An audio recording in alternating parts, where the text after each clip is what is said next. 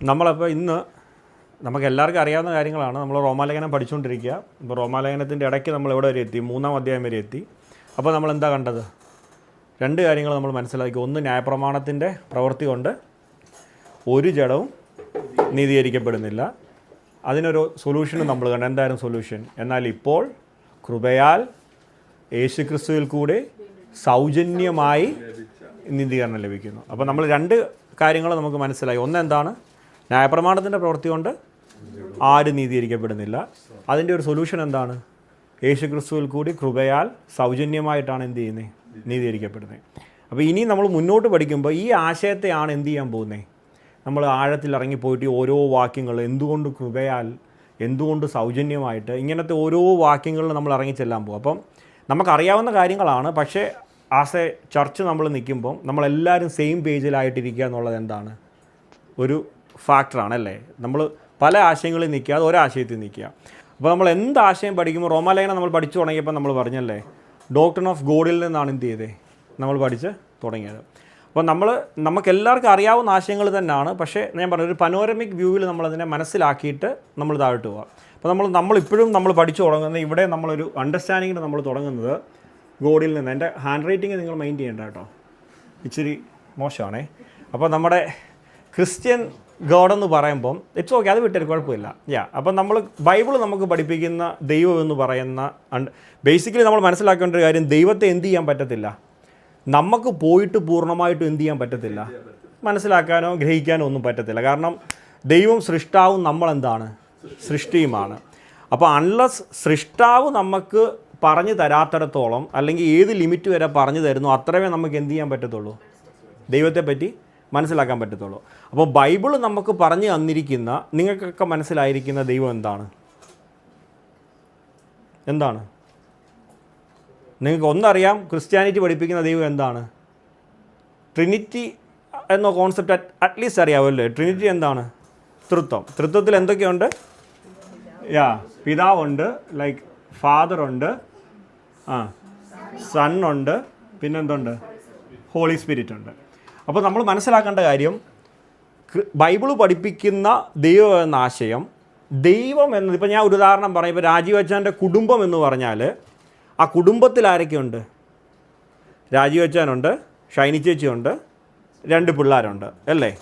നിങ്ങൾ 4 പേരൂടെ ചേരുന്നതാണ് എന്ത്? കുടുംബം. ഇതിൽ നിന്ന് ഞാൻ ഒരാളെ മാറ്റിയാൽ ഇപ്പം നിങ്ങളുടെ കുടുംബം എന്തല്ല? കംപ്ലീറ്റ് അല്ല. എന്ന് പറഞ്ഞ പോലെ നമ്മൾ ബൈബിളിൽ കാണുന്ന, ബൈബിൾ നമുക്ക് പഠിപ്പിക്കുന്ന ദൈവം എന്ന് പറയുന്നത് പിതാവും പുത്രനും പരിശുദ്ധാത്മാവും കൂടെ ചേരുന്ന ആ കൂട്ടായ്മയാണ് നമ്മൾ ദൈവം എന്ന് എന്ത് ചെയ്യുന്നത്? പറയുന്നത്. അപ്പം നോക്കിക്കേ, ഈ ചിലർ പഠിപ്പിക്കുക, ആദ്യം എന്തുണ്ടായിരുന്നു?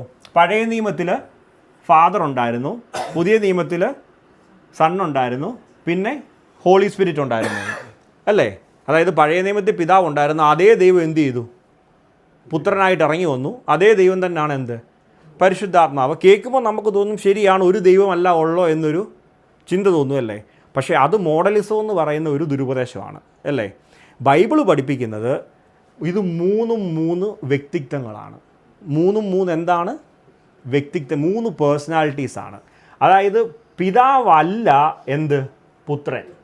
പിതാവല്ല പുത്രൻ, പുത്രനല്ല പരിശുദ്ധാത്മാവ്, പരിശുദ്ധാത്മാവല്ല എന്ത്? പിതാവ്. എന്നാൽ ഇതിലേതെങ്കിലും ഒന്ന് മാറ്റിയാൽ ദൈവമുണ്ടോ? ഇല്ല. പരിശുദ്ധാത്മാവിനെ നമ്മൾ ഈ ട്രയാങ്കിളിൽ നിന്ന് മാറ്റിയാൽ ദൈവമുണ്ടോ? ഇല്ല. പിതാവിനെ മാറ്റിയാൽ ദൈവമുണ്ടോ? ഇല്ല. ഇവരുടെ ബീയിങ്ങിൽ, അതായത് പേഴ്സണാലിറ്റിയിൽ ഇവരാരാണ്? 3 പിതാവല്ല പുത്രൻ, പുത്രനല്ല പരിശുദ്ധാത്മാവ്. എന്നാൽ ഇവരുടെ ബീയിങ്ങിൽ ഇവർക്ക് എന്തില്ല? സെപ്പറേഷൻ ഇല്ല. ബീയിങ്ങിൽ ഇവരെപ്പോഴും എന്താണ്? യുണൈറ്റഡ് ആണ്. അപ്പോൾ അതുകൊണ്ട് ഇതിൽ നിന്ന് ആരെയെങ്കിലും നമ്മൾ അടർത്തി മാറ്റുകയാണെങ്കിൽ ബൈബിൾ പഠിപ്പിക്കുന്ന ദൈവം എന്ന കോൺസെപ്റ്റ് എന്തല്ല? പൂർണ്ണം അല്ല. അപ്പോൾ തന്നെ പിതാവല്ല പുത്രൻ, പുത്രനല്ല പരിശുദ്ധാത്മാവ്, പരിശുദ്ധാത്മാവല്ല പിതാവ്. ഇത് 3 എന്താണ്? 3. അപ്പോൾ 3 പേർക്കും സെപ്പറേറ്റ് എന്തുണ്ട്? പേഴ്സണാലിറ്റീസ് ഉണ്ട്. റോൾസ് ഡെഫിനറ്റ് ആയിട്ടുമുണ്ട്. എന്തുണ്ട്? പേഴ്സണാലിറ്റീസ് ഉണ്ട്. 3 പേർക്കും ഉണ്ട് എന്ന് എന്ത് ചെയ്യണം? നമ്മൾ മനസ്സിലാക്കണം. ഇത് നമ്മൾ ട്രിനിറ്റിയുടെ ആഴത്തിൽ ഇറങ്ങി ചെന്ന് പഠിക്കുകയല്ല, പക്ഷേ ഒരു ബേസിക് അണ്ടർസ്റ്റാൻഡിങ്ങാണ്. ഈ നമ്മുടെ നാട്ടിൽ ഒരുപാട് പേര് ഈ ട്രിനിറ്റിയെ പറ്റി പറയുമ്പം പല ഉദാഹരണങ്ങൾ പറയും. ഈ ചിലർ പറയും വെള്ളം എടുത്തു പറയും അല്ലേ, വെള്ളത്തെപ്പറ്റി പറഞ്ഞിട്ട് എന്ത് പറയും, വെള്ളം ലിക്വിഡ് ആവും, എന്താവും, ഗ്യാസ് ആകും, സോളിഡ് ഐസ് ആവും അല്ലേ. പക്ഷേ അത് റോങ് ആണ്. അത് ഞാൻ മുമ്പേ പറഞ്ഞ സാധനമാണ്, മോഡലിസമാണ്. ബേസിക്കലി അതിൻ്റെ മൂലപദാർത്ഥം ഒന്നാണ്. ബേസിക്കലി ഐസ് ആയിട്ടിരിക്കുമ്പം ഗ്യാസും ലിക്വിഡും ഉണ്ടോ? ഇല്ല. ഗ്യാസ് ആയിട്ടിരിക്കുമ്പോൾ ആവിയായിട്ട് പൊക്കോണ്ടിരിക്കുമ്പോൾ മറ്റ് 2 ഫോം ഉണ്ടോ? ഇല്ല. അപ്പോൾ അതുകൊണ്ട് നമുക്കത് പറയാൻ പറ്റത്തില്ല. അങ്ങനെയുള്ളത് എന്തല്ല, ട്രിനിറ്റിയുടെ ഉപദേശത്തിൻ്റെ എക്സാമ്പിൾ അല്ല. പിന്നെ ചിലർ പറയുന്ന ഒരു ഉപദേശമുണ്ട്, മറ്റേ നമ്മുടെ നാട്ടിൽ പൊതുവെ പറയും വെള്ളയ്ക്ക തേങ്ങയുടെ കേട്ടിട്ടില്ല നിങ്ങളാരും? തേങ്ങയ്ക്ക് തൊണ്ടുണ്ട്, അകത്ത് മറ്റേ എന്തുണ്ട്, ചിരട്ടയുണ്ട്, അതിൻ്റെ അകത്ത് എന്തുണ്ട്, തേങ്ങയുണ്ട്. അപ്പോൾ ഇത് മൂന്നാണ്, പക്ഷേ ഒന്നിച്ചാണ് തേങ്ങ എന്ന് പറയുന്നത്. കേട്ടിട്ടില്ല? അയ്യോ, ഞാനെന്തോ റബ്ബറുങ്കായ കേട്ടിട്ടില്ല നിങ്ങൾ? കേട്ടിട്ടില്ലേ? അതാ ട്രിനിറ്റിയെ പറ്റി പറയുന്നേ. റബ്ബറുങ്കായ കേട്ടിട്ടില്ലേ? റബ്ബറുങ്കായ്ക്ക് 3 ഇതുണ്ട്, അത് ചേർന്നിരിക്കുന്നതാണ് റബ്ബറുങ്ക എന്ന് വിളിക്കുന്നത്. ബേസിക്കലി നമ്മൾ മനസ്സിലാക്കേണ്ട കാര്യം ഇതൊന്നും പറയാൻ പോകണ്ട. ട്രിനിറ്റിയെ പറ്റി ബൈബിളിൽ നിന്ന് തന്നെ ദൈവം നമുക്ക് പറഞ്ഞു തരുന്നു. അതെന്താ പറഞ്ഞു തരുന്നേ? വരുവീൻ, നാം നമ്മുടെ സ്വരൂപത്തിൽ ആരെ ഉണ്ടാക്കാം? മനുഷ്യനെ ഉണ്ടാക്കാം. അപ്പോൾ ട്രിനിറ്റി മനസ്സിലാക്കാൻ ഏറ്റവും ഈസിയായിട്ട് എങ്ങോട്ട് നോക്കിയാൽ മതി? മനുഷ്യനെ നോക്കിയാൽ മതി. ഞാൻ എന്താണ്? എനിക്ക് ബോഡിയുണ്ട്, മൈൻഡുണ്ട്, സോളുണ്ട്. ഇതേ പ്രൊപ്പോർഷനിലാണ് ദൈവം എല്ലാം ചെയ്തു വെച്ചിരിക്കുന്നത്. ദൈവം സമാഗമന കൂടാരം ഉണ്ടാക്കി എങ്ങനെയായിരുന്നു? പ്രകാരമുണ്ട്, വിശുദ്ധ സ്ഥലമുണ്ട്, അതിവിശുദ്ധ സ്ഥലമുണ്ട്. അപ്പോൾ ഈ മോഡലിലാണ് ദൈവം ബേസിക്കലി പറഞ്ഞതെല്ലാം ഈ മോഡലിലാണ്. അപ്പോൾ ഏറ്റവും ട്രിനിറ്റി മനസ്സിലാക്കാൻ ഏറ്റവും ബെസ്റ്റ് ഉദാഹരണം എന്താ? മനുഷ്യനെ നോക്കിയാൽ മതി. ഇപ്പോൾ നിജു എന്ന് പറയുന്ന എന്നെ എടുക്കുകയാണെങ്കിൽ എനിക്ക് എന്തുണ്ട്? ബോഡിയുണ്ട്. ഞാനിപ്പോൾ നിങ്ങളോട് സംസാരിക്കുന്ന ആർട്ടിക്കുലേറ്റ് ചെയ്യുന്നൊരു മൈൻഡ് എനിക്കുണ്ട്. എനിക്കെന്തുണ്ട്? ഒരു സോളും ഉണ്ട്. എന്നാൽ ഇതിൽ ഏതെങ്കിലും മാറ്റിയാൽ നിജു ആണോ? ഇപ്പം ഞാൻ മരിച്ചു പോയാൽ നിങ്ങൾ പറയും ബോഡി എന്തിയെന്ന് ചോദിക്കും അല്ലേ? അപ്പോൾ അത് ബോഡി സെപ്പറേറ്റ് ആയി. അപ്പോൾ നിജു ഇല്ല. ഈ സെക്കൻഡിൽ ഞാൻ എൻ്റെ പ്രാണം പോയാൽ, എൻ്റെ സോൾ എന്നിൽ നിന്ന് നഷ്ടപ്പെട്ടാൽ എല്ലാം സെപ്പറേറ്റ് ആയി. പിന്നെ നിജു ഇല്ല, ബോഡിയേ ഉള്ളൂ. അപ്പം നമ്മൾ ദൈവം എന്ന് പറയുമ്പം എപ്പോഴും മനസ്സിലാക്കേണ്ട കാര്യം, പിതാവുണ്ട്, പുത്രനുണ്ട്, പരിശുദ്ധാത്മാവുണ്ട്. ഇവർ 3 ഒന്നല്ല. പിതാവല്ല പുത്രൻ, പുത്രനല്ല പരിശുദ്ധാത്മാവ്. എന്നാൽ അപ്പോൾ തന്നെ പിതാവ് ദൈവമാണ്, പുത്രൻ ദൈവമാണ്, പരിശുദ്ധാത്മാവും ദൈവമാണ്. മനസ്സിലായോ? ഇനി നമ്മൾ മനസ്സിലാക്കേണ്ട കാര്യം, ഇവർ 3 എന്താണ്? എറ്റേണലാണ്. ഇവർക്ക് ആർക്കും എന്തില്ല? തുടക്കമില്ല, അവസാനവും ഇല്ല. എറ്റേണലാണ്. ഇപ്പോൾ ചിലർ പറയും പിതാവ് ആദ്യം ഉണ്ടായിരുന്നു, പിന്നീട് പുത്രനെ എന്ത് ചെയ്താണ്? നീ ഇന്ന് എന്നെ ജനിപ്പിച്ചിരിക്കുന്നു എന്നുള്ള വാക്യമൊക്കെ എടുത്തിട്ട് ചിലർ പറയുന്ന ഒരാളുണ്ട്. നമ്മൾ മനസ്സിലാക്കേണ്ട കാര്യം, പിതാവ് നിത്യപിതാവാണെങ്കിൽ ഇപ്പോൾ റിജു ഒരപ്പനാ, റിജുവിനെ നിത്യ അപ്പൻ എന്ന് വിളിക്കാൻ പറ്റുമോ? ഇല്ല. റിജു അപ്പനായിട്ട് എത്ര നാളേ ആയുള്ളൂ? 1.5 വർഷമായിട്ടുള്ളൂ. അതിനു മുമ്പ് റിജു അപ്പനല്ല. അതുകൊണ്ട് തന്നെ റിജു നിത്യ അപ്പനല്ല. പിതാവിനെ നിത്യപിതാവെന്ന് വിളിക്കുന്നുണ്ടെങ്കിൽ പുത്രന് നിത്യമായി എന്തുണ്ടായിരുന്നു? ഉണ്ടായിരുന്നു. അപ്പോൾ അതുകൊണ്ട് തന്നെ പിതാവും പുത്രനും പരിശുദ്ധാത്മാവും ഫോർ എവർ എറ്റേണലായി 3 പേഴ്സണാലിറ്റീസായിട്ട് എന്ത് ചെയ്യുന്നു? നിലനിൽക്കുന്നു. ഈ 3 പേരെയും കൂടെ ചേർന്നാണ് നമ്മൾ ക്രിസ്ത്യാനിറ്റിയിൽ അല്ലെങ്കിൽ ബൈബിൾ പഠിപ്പിക്കുന്ന ദൈവമെന്ന് വിളിക്കുന്നത്. അത് ക്ലിയർ ആണേ? ആ കാര്യത്തിൽ ആർക്കെങ്കിലും ഡൗട്ടുണ്ടോ? ഇല്ല. ഓക്കെ. അപ്പോൾ ഇനി ഞാൻ കുറച്ച് കഥ പറയാണ്. ഇതിൻ്റെ അകത്തിൽ എന്താ പറയണ്ടേ, ഇത് മൊത്തം ബൈബിളിൽ നിന്ന് നമ്മൾ മനസ്സിലാക്കുന്ന കാര്യങ്ങളാണ്. പിന്നെ ചില കാര്യങ്ങൾക്ക് ഞാൻ എടുത്തു പറയാം, അന്നേരം അതിന് നിങ്ങൾ വാക്യം കൂടാണെന്നൊന്നും ചോദിക്കരുത് കേട്ടോ. അപ്പോൾ നമ്മൾ മനസ്സിലാക്കേണ്ട കാര്യം, നിത്യതയിൽ, അതായത് പ്രീ എറ്റേണിറ്റിയിൽ ഭൂമിയൊക്കെ ഉണ്ടാക്കുന്നതിന് മുമ്പ് ആരുണ്ടായിരുന്നു? ദൈവം ഉണ്ടായിരുന്നു. ആരുണ്ടായിരുന്നു? ദൈവം ഉണ്ടാക്കിയ ദൂതന്മാരും ഉണ്ടായിരുന്നു. അപ്പോൾ ദൂതന്മാരെന്താണ്? ക്രിയേഷനാണ്, ദൈവം ഉണ്ടാക്കിയതാണ്. അപ്പോൾ ദൂതന്മാരും ഉണ്ടായിരുന്നു. ഇവർക്കെല്ലാം എന്തുണ്ടായിരുന്നു? പല പല പല റോളുകൾ കൊടുത്തിട്ടുണ്ട്. ചിലർ എന്ത് ചെയ്യുകയാണ്? ദൈവത്തിന് പാടുന്ന ദൂതന്മാരുണ്ടായിരുന്നു. ചിലർ ദൈവത്തിൻ്റെ വാഹനം നിയന്ത്രിക്കുന്ന ദൂതന്മാരുണ്ട്. ചിലർ ദൈവത്തിന് വേണ്ടിയിട്ട് സർവീസ് ചെയ്യുന്ന ദൂതന്മാരുണ്ട്. പല പല റോള് ചെയ്യുന്ന ദൂതന്മാരുണ്ടായിരുന്നു അല്ലേ? അപ്പോൾ ഇങ്ങനെ നോക്കിയാൽ അന്ന് ഭൂമിയില്ല, മനുഷ്യനില്ല, ഒന്നുമില്ല. ഓക്കെ. അപ്പോൾ ഇങ്ങനെ പൊക്കോണ്ടിരുന്നപ്പം ദൈവത്തിൻ്റെ, നമ്മൾ ഇന്നത്തെ പറയത്തില്ല കൊയർ ലീഡർ എന്നൊക്കെ പറയത്തില്ലേ, അതുപോലത്തെ വലിയ പൊസിഷൻ വഹിച്ചുകൊണ്ടിരുന്ന ഒരു ദൂതൻ്റെ പേരായിരുന്നു എന്ത്? ലൂസിഫർ എന്ന്. അപ്പോൾ ഒരു ദിവസം ഈ ലൂസിഫർ ഭയങ്കര ടാലൻ്റ് ഉള്ള ആളാണ്. ലൂസിഫറിൻ്റെ ഒരു ചിറക് അനക്കുമ്പം സ്വർഗം മൊത്തം സന്തോഷിക്കുമായിരുന്നു. അത്രയ്ക്ക് ദൈവം എന്ത് ചെയ്തിട്ടുണ്ടായിരുന്നു? ടാലൻറ്റ് കൊടുത്തിട്ടുണ്ടായിരുന്നു ആർക്ക്? ലൂസിഫറിന്. അപ്പോൾ ഒരു ദിവസം ലൂസിഫർ ചിന്തിച്ചു, എനിക്ക് എന്ത് ചെയ്യാൻ പറ്റത്തില്ലേ, ദൈവത്തിന് മുകളിൽ എനിക്ക് കയറാൻ പറ്റില്ലേ എന്ന് ലൂസിഫറിന് എന്ത് വന്നു, ഒരു തോട്ട് വന്നു. സ്വാഭാവികമായിട്ടും ലൂസിഫറിന് ചിന്തിക്കാനുള്ള സാഹചര്യം എങ്ങനെയാണ് വന്നത്? കാരണം ലൂസിഫർ നോക്കുമ്പോൾ ലൂസിഫർ എവിടെ ഇരിക്കുന്നത്? ലൂസിഫറിന് സ്വർഗ്ഗത്തിൽ ആക്സസ് ഉണ്ട്, ദൈവമുള്ള സ്ഥലത്ത് ആർക്കും ആക്സസ് ഉണ്ട്? ലൂസിഫറിനും ഉണ്ട്. ലൂസിഫർ ഒരു ചിറക് അനക്കുമ്പോൾ സ്വർഗ്ഗം സന്തോഷിക്കുന്നു. അപ്പോൾ 2 ചിറക് അനക്കുമ്പോൾ ഉള്ള കാര്യം പറയാനുണ്ടോ? ഒരുപാട് ടാലൻ്റ് ഉള്ള മനുഷ്യന് ഒരു ദിവസം, മനുഷ്യനല്ല ദൂതൻ, ഒരു ദിവസം ചിന്തിച്ചു എനിക്ക് ദൈവത്തിൻ്റെ മുകളിൽ, അതെന്തുമായി, പാപമായി മാറുകയും ആ തോട്ട് കൊണ്ട് 3-1 ദൂതന്മാരെ എന്ത് ചെയ്തു, ലൂസിഫർ കൺവിൻസ് ചെയ്യുകയും ചെയ്തു. അപ്പം ദൈവം ഒരു നിയമം എറ്റേണലായിട്ട് എഴുതി വെച്ചിട്ടുണ്ട്. ആ നിയമം എന്താണ്? പാപത്തിൻ്റെ ശമ്പളം മരണമാണ്. ഓക്കെ, അപ്പോൾ അതിനൊരു മാറ്റവുമില്ല. ദൈവം നമ്മൾ റോമാലേഖനം പഠിച്ചു തുടങ്ങി ഓർമ്മയുണ്ടല്ലോ, ദൈവം എന്താണ്? നീതിമാനാണ്. അപ്പോൾ ദൈവം ഒരു കാര്യം പറഞ്ഞാൽ ഒരാൾക്ക് വേണ്ടി മാറ്റുന്ന പരിപാടിയൊന്നും ദൈവത്തിനില്ല. ദൈവം നീതി കിട്ടിയിട്ടൊരു കളിയില്ല. അപ്പോൾ ലൂസിഫർ പാപം ചെയ്തപ്പോൾ ദൈവം എന്ത് ചെയ്തു, ലൂസിഫറിനെ പൊസിഷനിൽ നിന്ന് മാറ്റി. ലൂസിഫറിനെ അപ്പോഴേ ശിക്ഷിച്ച് തോട്ടിക്കളഞ്ഞൊന്നുമില്ല. ലൂസിഫറിനെ എന്ത് ചെയ്തു, പൊസിഷനിൽ നിന്ന് മാറ്റി. ദൈവദൂതൻ എന്നുള്ള പൊസിഷനിൽ നിന്ന് എന്ത് ചെയ്തു, മാറ്റിക്കളഞ്ഞു. ഇത്രയും കാര്യം ക്ലിയർ ആണല്ലോ, സംശയമൊന്നുമില്ലല്ലോ. ഓക്കെ, ഇനി അതവിടെ നിൽക്കട്ടെ. കുറേ കാലം കഴിഞ്ഞിട്ട് പിതാവും പുത്രനും പരിശുദ്ധാത്മാവും കൂടെ ചേർന്നിട്ട് ഒരു കൗൺസിൽ കൂടി. ഞാൻ പറഞ്ഞല്ലോ, നിങ്ങൾ ആരും എന്നോട് വാക്കി വിടണമെന്നൊന്നും ചോദിക്കരുത്, അത് നിങ്ങൾക്ക് മനസ്സിലാവാൻ വേണ്ടി പറയാം. ഈ പ്രീ എറ്റേണൽ കൗൺസിലിൽ നിന്നാണ് ഇതിനെപ്പറ്റി പഠിപ്പിക്കുന്ന എല്ലാ തിയോളജിയൻസും ഈ വാക്ക് തന്നെ യൂസ് ചെയ്യുന്നത്. ഇതിനെ ഇവർ പറയുന്നത് പ്രീ എറ്റേണൽ കൗൺസിൽ എന്നാണ്. നമുക്കിപ്പം സിമ്പിളായിട്ട് PEC എന്ന് എഴുതാം. അപ്പോൾ പ്രീ എറ്റേണൽ കൗൺസിൽ, ഒരു കൗൺസിൽ കൂടി. ആര് കൂടി, ആരൊക്കെ ചേർന്ന് കൂടി? പിതാവും പുത്രനും പരിശുദ്ധാത്മാവോടെ ചേർന്നൊരു കൗൺസിൽ കൂടി. ഈ കൗൺസിലിൽ എന്താ ഇവർ ഡിസ്കസ് ചെയ്തതെന്ന് ചോദിച്ചാൽ, പിതാവ് ഇവർ തമ്മിൽ എന്തുണ്ട്, സ്നേഹം ഇങ്ങനെ ഒഴുകിക്കൊണ്ടിരിക്കുക. പിതാവ് പുത്രനെ സ്നേഹിക്കുന്നു, പുത്രൻ പരിശുദ്ധാത്മാവിനെ സ്നേഹിക്കുന്നു, പരിശുദ്ധാത്മാ പിതാവിനെ സ്നേഹിക്കുന്നു, അല്ലേ? അപ്പം ഇനി നമ്മൾ മനസ്സിലാക്കേണ്ട കാര്യം, ഇവരിൽ ആരും മുകളിലോ താഴെയോ അല്ല. ഇവർ 3 പേരും ഈക്വലി എന്ത് ചെയ്യുന്നതാണ്, ഒരേപോലെ സ്ഥാനം വഹിക്കുന്നതാണ്. അല്ലാതെ നമുക്കെല്ലാം പൊതുവേ ചെറുപ്പം മുതലേ നമ്മുടെ മനസ്സിലുള്ള ഒരു ഐഡിയ ഉണ്ട്, പിതാവ് വലിയ ആളും പുത്രൻ ഇച്ചിരി താഴെയും പരിശുദ്ധാത്മാവ് അതിൻ്റെയും താഴെ എന്നുള്ളൊരു ചിന്തയുണ്ടല്ലേ. അങ്ങനെയല്ല, ഇവർ 3 പേരും എന്താണ്, ഒരേപോലെ ഈക്വലാണ്. ഓക്കെ, പക്ഷേ രക്ഷയിലേക്ക് വരുമ്പം പുത്രൻ താനും പിതാവിന് സ്വയം എന്ത് ചെയ്യുന്നു, കീഴ്പ്പെട്ടിരിക്കും. നമ്മൾ അതിലേക്ക് വരാം, ഇപ്പോൾ അതിനെപ്പറ്റി ചിന്തിക്കേണ്ട, ഞാനത് കൺഫ്യൂഷൻ ഇരിക്കാൻ വേണ്ടി പറഞ്ഞതാണ്. അപ്പോൾ പ്രീ എറ്റേണൽ കൗൺസിൽ കൂടിയപ്പം ഈ കൗൺസിലിൽ വെച്ചിട്ട് ഇവരൊരു തീരുമാനമെടുത്തു. ആ തീരുമാനം എന്താണെന്നറിയാമോ? ഇവരെന്ത് ചെയ്യാൻ പോവാ, മനുഷ്യനെ ഉണ്ടാക്കാൻ പോവാ. അപ്പോൾ മനുഷ്യൻ എന്ന് പറഞ്ഞിട്ടുള്ള ഒരു പുതിയ ജീവിയെ എന്ത് ചെയ്യാൻ പോവാ, ഉണ്ടാക്കാൻ പോവാ. ഓക്കെ, ഇനി ഉണ്ടാക്കുമ്പം ദൈവത്തിന് ഭയങ്കര സ്നേഹം ഈ മനുഷ്യനോട്. ദൈവം അമിതമായി ഈ മനുഷ്യനെ സ്നേഹിച്ചു. അതുകൊണ്ട് തന്നെ മനുഷ്യനെ പറ്റിയുള്ള ദൈവത്തിൻ്റെ പദ്ധതികൾ എന്തൊക്കെയാണ്? തൻ്റെ പുത്രൻ എന്ത് വേണം, പുത്രന്, നിങ്ങളെന്ത് മിണ്ടായിരിക്കുന്നേ, പുത്രൻ ആദ്യജാതൻ എന്നപോലെ അനേക സഹോദരന്മാർ ഉണ്ടാവാൻ വേണ്ടിയും പുത്രനൊരു മണവാട്ടിയെ ഉണ്ടാക്കണം. വലിയ പ്ലാനാണ് മനുഷ്യനെ പറ്റി. അപ്പോൾ ദൈവം ആർക്കും കൊടുക്കാത്ത, ദൂതനെ ഉണ്ടാക്കിയപ്പോഴൊന്നും കൊടുക്കാത്ത ഒരു പദവി മനുഷ്യന് കൊടുത്തു. എന്തോ കൊടുത്തേ? സ്വന്തം സാദൃശ്യത്തിൽ എന്ത് ചെയ്തു, മനുഷ്യനെ സൃഷ്ടിക്കാമെന്ന് പ്ലാൻ ചെയ്യുക. ഇതെല്ലാം ഇവിടെ നടക്കുക, ഇവിടെ വരെ എത്തിയിട്ടില്ല. അപ്പം ഇവിടെ പ്ലാൻ ചെയ്യുക.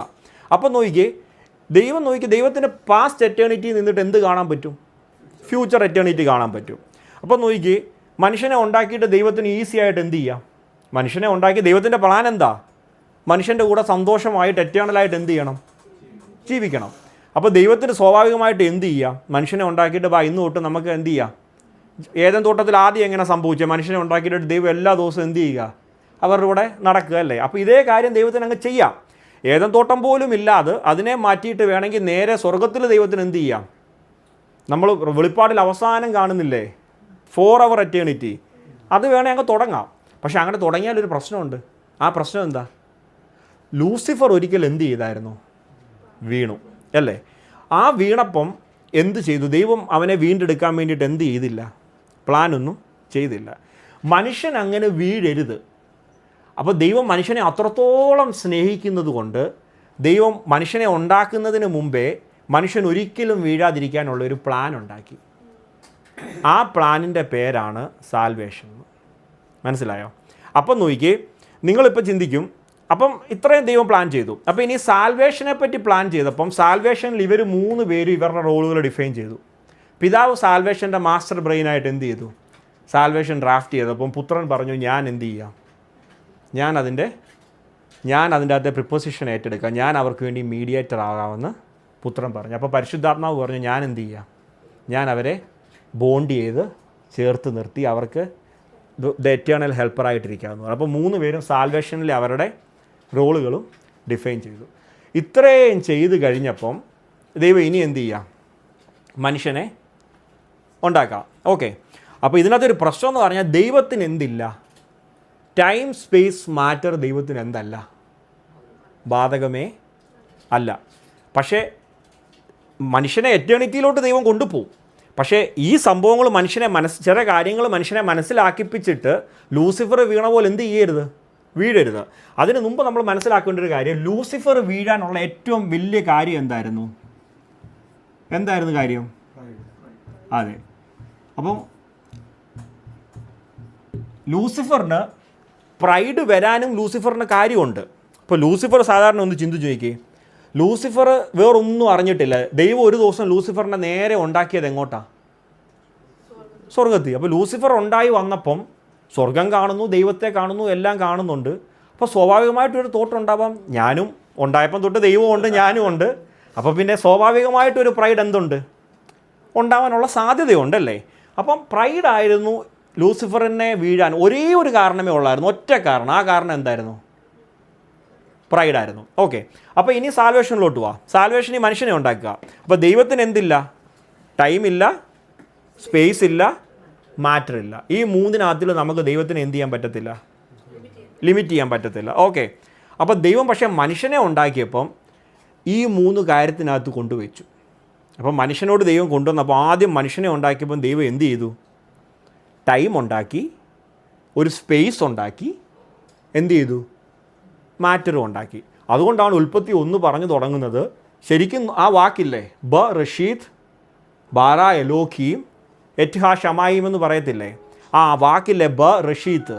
റഷീത്ത് എന്ന് പറഞ്ഞാൽ മതിയായിരുന്നു. റഷീത്ത് എന്ന് പറഞ്ഞാൽ ഹീബ്രുവിൽ എന്താണ്, ആരംഭത്തിൽ. പക്ഷേ അതിന് മുമ്പ് ഒരു ബായോട് എടുത്തിട്ട് ബ റഷീത്ത് എന്നാക്കി. എന്തിനാ ബാ പറഞ്ഞെന്നറിയാവോ?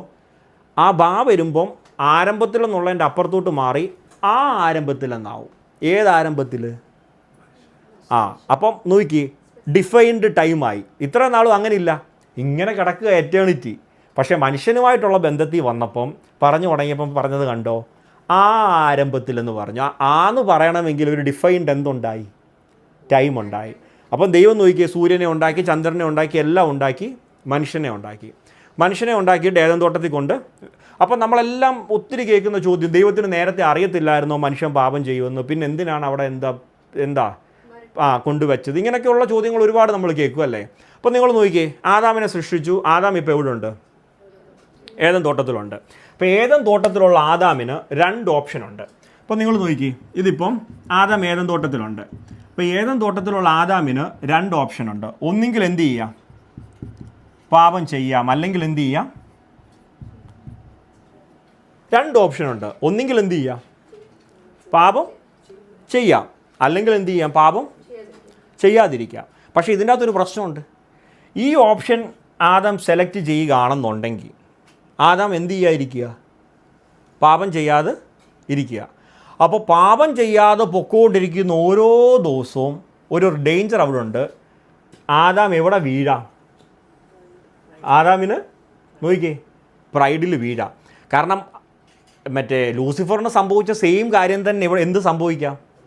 ആദാം നോക്കുമ്പോൾ ഞാൻ ഉണ്ടായപ്പം തൊട്ട് ദൈവം എല്ലാ ദിവസവും വരുന്നുണ്ട്, എൻ്റെ കൂടെ നടക്കുന്നുണ്ട്. അപ്പം ഞാനും ദൈവത്തെക്കാൾ മുകളിലായാൽ എന്തെങ്കിലും പ്രശ്നമുണ്ടോ എന്നുള്ളൊരു സ്വാഭാവികമായിട്ടുള്ള തോട്ട് വരാം അല്ലേ. അപ്പോൾ ആദാം പാപം ചെയ്യാതെ ഇങ്ങോട്ട് മുന്നോട്ട് പോയിക്കൊണ്ടിരുന്ന ഓരോ ദിവസവും ആദാം ഇങ്ങനെ സ്വയം പ്രവർത്തി കൊണ്ട് വിചാരിക്കുക, ഞാൻ പഴം തിന്നരുത് എന്ന്. പഴം തിന്നാതെ ആദാം മുന്നോട്ട് പോകുമായിരുന്നെങ്കിൽ എന്ത് പറ്റാം? ആദാം ഇവഞ്ച്വലി എവിടെ ചെല്ലും? ഓരോ ദിവസവും ആദാമിൻ്റെ കഴിവ് കൊണ്ട് പഴം കഴിക്കാതിരിക്കുമ്പോഴും ഇവഞ്ച്വലി ആദാമിൻ്റെ ഉള്ളിൽ ഈ സാധനത്തിലോട്ട് ചെന്നുകൊണ്ടിരിക്കും, ഞാൻ എൻ്റെ കഴിവ് കൊണ്ട് എന്ത് ചെയ്തില്ല, പഴം കഴിച്ചില്ല എന്നുള്ള ചിന്ത ഉണ്ടാവും. രണ്ടാമത്തെ ഓപ്ഷൻ എന്താ, ആദാം പഴം കഴിച്ചു. അപ്പോൾ പഴം കഴിച്ചപ്പോൾ എന്തു പറ്റി? ആദാം വീണപ്പോൾ എന്തു പറ്റി? ദൈവത്തിന് ആദാമിനെ റിഡംഷൻ ചെയ്യാൻ പറ്റി, വീണ്ടെടുക്കാൻ പറ്റി. അപ്പം നോക്കിക്കേ, വീണ ആദാമിനെ ദൈവം വീണ്ടെടുത്ത് തിരിച്ച് ഈ പൊസിഷനിൽ കൊണ്ട് വെക്കുമ്പം ഇനി ആദാമിന് പ്രശംസിപ്പാൻ വഴിയുണ്ടോ? ഈ റിഡംഷൻ ആർക്ക് നടന്നില്ല? ലൂസിഫറിന് നടന്നില്ല. അതുകൊണ്ട് തന്നെ ലൂസിഫറിന് എന്തുണ്ടായിരുന്നു? പ്രശംസിപ്പാൻ വകയുണ്ടായിരുന്നു. പക്ഷേ മനുഷ്യനെ ദൈവം അത്രത്തോളം സ്നേഹിച്ചതുകൊണ്ട് മനുഷ്യനെ അങ്ങനെ വിട്ടുകളയാൻ ദൈവം എന്തല്ലായിരുന്നു? തയ്യാറല്ലായിരുന്നു. അപ്പോൾ ദൈവം എന്ത് ചെയ്തു? മനുഷ്യനൊരു പ്ലാറ്റ്ഫോം ഒരുക്കി കൊടുത്തു. അവിടെ എത്ര കാലം അത് അങ്ങനെ പോയി നമുക്കറിയത്തില്ല. എത്ര കാലം ആദാമിൻ്റെ കഴിവ് കൊണ്ട് പഴം തിന്നാതെ പിടിച്ചു നിന്നു നമുക്കറിയത്തില്ല. പക്ഷേ ഒരു ദിവസം ആദാം എന്ത് ചെയ്തു?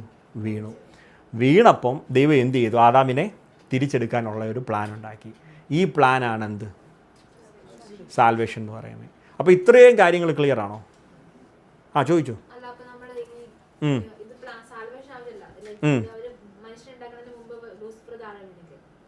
മനുഷ്യനുണ്ടാക്കുന്നതിന് മുമ്പേ വീണു. യെസ്. അപ്പം നമ്മളതാ മനസ്സിലാക്കേണ്ടത്. മനുഷ്യനുണ്ടാക്കുന്നതിനൊക്കെ മുമ്പേ ലൂസിഫറിൻ്റെ പതനം സംഭവിച്ചു. അപ്പോൾ തന്നെ ദൈവം എന്താണ്? നീതിമാനായ ദൈവമാണ്. അപ്പം മനുഷ്യനെ ദൈവം ഉണ്ടാക്കി, മനുഷ്യനെ ദൈവം വീണ്ടെടുക്കുമ്പം സ്വാഭാവികമായിട്ടും ലൂസിഫറിനും എന്തുണ്ട്? അവിടെ റോളുണ്ട്. എന്തിലേക്ക്? ലൂസിഫറിൻ്റെ ആഗ്രഹം എന്താണ്? എന്നെ വീണ്ടെടുത്തില്ല, വേറൊരുത്തനെ ഉണ്ടാക്കിയിട്ട് എന്ത് ചെയ്യുന്നു? വീണ്ടെടുക്കുന്നു. ഇത് എങ്ങനെയെങ്കിലും പൊളിക്കണമെന്നുള്ളൊരു ചിന്ത മാത്രമേ ആർക്കുള്ളൂ? ലൂസിഫറിനുള്ളൂ. അതുകൊണ്ട് ലൂസിഫർ അന്ന് തൊട്ടേ എന്ത് ചെയ്യുകയാണ്?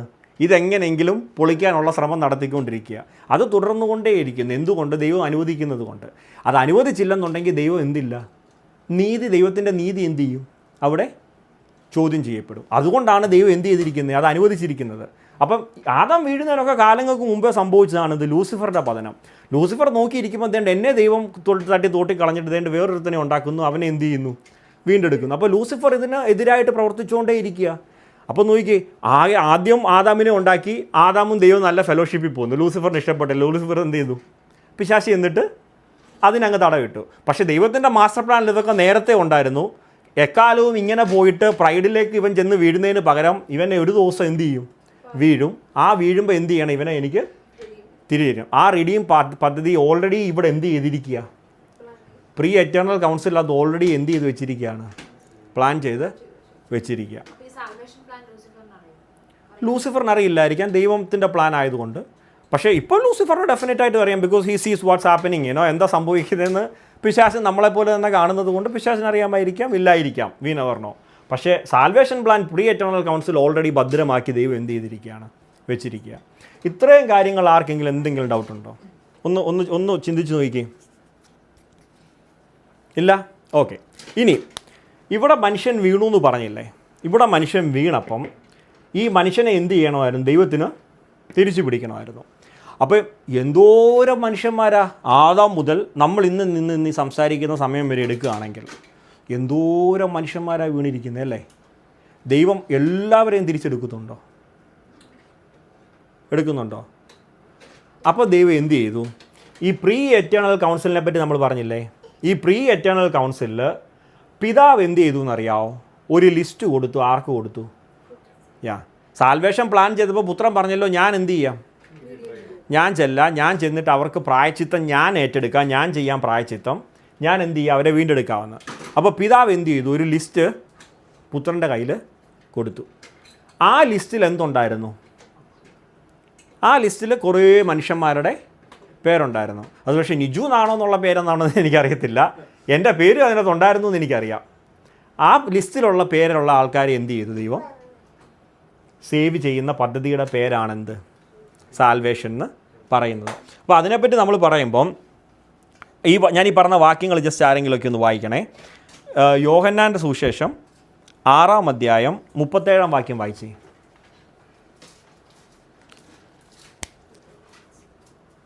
യോഹന്നാൻ 6:37.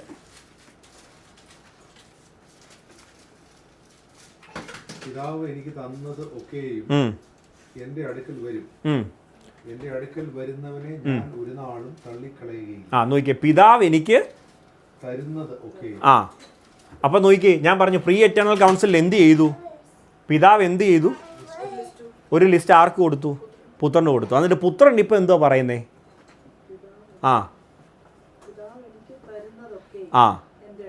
ആര് വരും?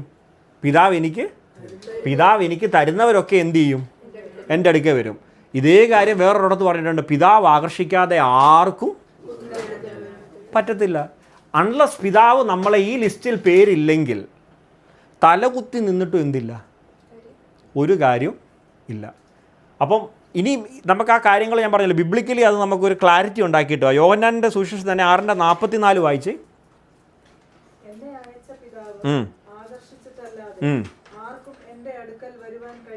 നോക്കി, എന്നെ അയച്ച പിതാവ് ആകർഷിച്ചിട്ടല്ലാതെ നോക്കി, ആരും പിതാവിനെ ആകർഷിച്ചിട്ട് അങ്ങോട്ട് ചെല്ലുന്നതല്ല. പിതാവ് അത്ര വലിയ സ്നേഹവാനായ ദൈവമാണെന്ന് കണ്ട് ആകർഷിക്കപ്പെട്ടിട്ട് അങ്ങോട്ട് ചെല്ലുന്നതല്ല. ഇത് ആര് പറയുന്നതാ? ഇത് സാക്ഷാൽ ദൈവം പറയുന്ന വാക്കുകളാണ് നമ്മൾ ഈ വായിക്കുന്നത്. അപ്പോൾ നമ്മളിപ്പോൾ 2 കാര്യങ്ങൾ കണ്ടു. ഒന്നെന്ത്, പിതാവ് എനിക്ക് എന്ത് ചെയ്തു? തന്നവർ മാത്രമേ എൻ്റെ അടുത്ത് വരത്തുള്ളൂ. 2, പിതാവ് ആകർഷിക്കാതെ ആർക്കും എന്ത് ചെയ്യാൻ പറ്റത്തില്ല, എൻ്റെ അടുത്ത് വരാൻ പറ്റത്തില്ല. ഇനി അതിൻ്റെ 65-ാമത്തെ വാക്യം വായിച്ചേ.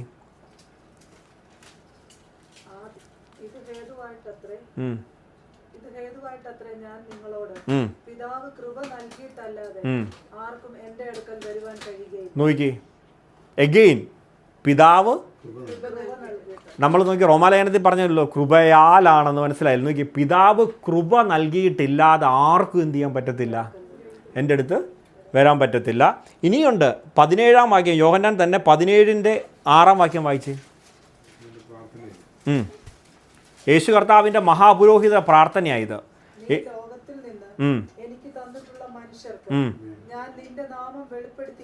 നോക്കി, നീ ലോകത്തിൽ നിന്ന് എനിക്ക് തന്നിട്ടുള്ള മനുഷ്യർക്ക് ഞാൻ എന്ത് ചെയ്തു? ആർക്കാ വെളിപ്പെടുത്തിയേ? ആർക്ക്? ഏത് മനുഷ്യർക്ക്? എനിക്ക് തന്നിട്ടുള്ള മനുഷ്യർക്ക് ഞാൻ എന്ത് ചെയ്തു? നിന്റെ നാമം വെളിപ്പെടുത്തി. അപ്പം നോക്കി, യേശു കർത്താവ് വന്നിട്ട് എല്ലാവർക്കും എല്ലാം വെളിപ്പെടുത്തിയോ? ഇല്ല. യേശു കർത്താവ് പറവാ, നോക്കി, ഈ വാക്യങ്ങളെല്ലാം ഇതൊന്നും ഞാൻ പറയുന്ന വാക്യങ്ങളല്ല, ഇത് നമ്മളെല്ലാവരും കൊണ്ട് നടക്കുന്ന ബൈബിളിലുള്ള വാക്യങ്ങളാണ്. എന്താ പറയുന്നേ? ഇവിടെ നിന്ന് എന്ത് സംഭവിച്ചു? ഈ പ്രീ എറ്റേണൽ കൗൺസിലിൽ പിതാവ് എന്ത് ചെയ്തു? ഒരു ലിസ്റ്റ്. ഈ ലിസ്റ്റ് എവിടെയാണെന്ന് നിങ്ങൾ ഈ വാക്യം എവിടെയാണെന്ന് എന്നോട് ചോദിക്കല്ലേ. ഈ വാക്യം എല്ലാം ചേർത്ത് വെച്ച് നമ്മൾ കോംപ്രഹെൻഡ് ചെയ്ത് മനസ്സിലാക്കാൻ വേണ്ടി ഒരു ഐഡിയ ഉണ്ടാക്കുന്നതാണിത് കേട്ടോ. ജോയലിന് മനസ്സിലാകുന്നില്ലേ? അപ്പോൾ നോക്കി, പിതാവ് എന്ത് ചെയ്തു? പിതാവ് കുറേ പേരെ എന്ത് ചെയ്തു? ആകർഷിച്ചു. ആ ലിസ്റ്റ് എന്ത് ചെയ്തു?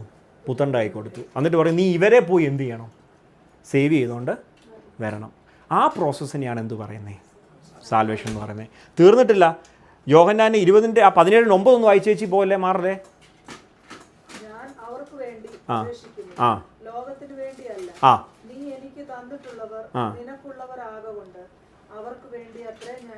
നോക്കി, എത്ര സിമ്പിളാ. ഇനി ഇതിൽ കൂടുതലൊക്കെ എന്താ നമുക്ക് വേണ്ടത്? കർത്താവ് സാക്ഷാൽ യേശു കർത്താവ് വന്നിട്ട് അങ്ങ് ഓപ്പണായിട്ട് പറയുക, ഞാൻ ഈ ലോകത്തിന് വേണ്ടിയിട്ടല്ല അപേക്ഷിക്കുന്നത്, നീ എനിക്ക് തന്നിട്ടുള്ളവർക്ക് വേണ്ടിയിട്ടാണ് ഞാൻ എന്ത് ചെയ്യുന്നത്? അപേക്ഷിക്കുന്നത്. ഞാൻ ലോകത്തിന് വേണ്ടിയിട്ടല്ലെന്ന് സാക്ഷാൽ യേശു കർത്താവ് മഹാപുരോഹിത പ്രാർത്ഥനയിൽ പറയാം. അതിനപ്പുറത്ത് ഇനി എന്ത് തെളിവ് നമുക്ക് വേണ്ടത്? ഇവിടെ ഈ കൊടുപ്പ് നടന്നു എന്നുള്ളതിന് ഇനി എന്തെങ്കിലും തെളിവ് വേണോ? സാന്ദ്രയ്ക്ക് വേണോ? കൺവിൻസ്ഡ് ആണോ? ഇനിയുണ്ട്. യോഹന്നാൻ 20-ന്റെ-24 വാക്യം വായിച്ച്.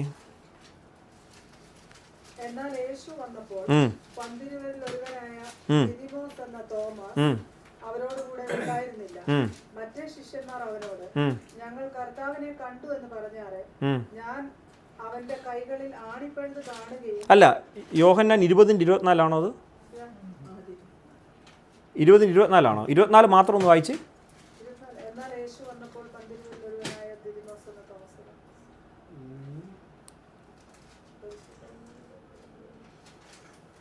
ഞാൻ ആ വാക്യം മാറിപ്പോയതാ. ബേസിക്കലി അവിടെ പറയുന്നുണ്ട്, ഇതാരെ പറ്റിയാണ് പറയുന്നത് അറിയാവോ? യൂദായെ പറ്റി പറയുന്നുണ്ട്. ഇസ്കരിയോത്ത യൂദായെ പറ്റി പറയുമ്പം യേശു കർത്താവ് 17-ലാണോ? അല്ല, ഇസ്കരിയാത്ത യൂദായെ പറ്റി പറയുന്നുണ്ടല്ലേ?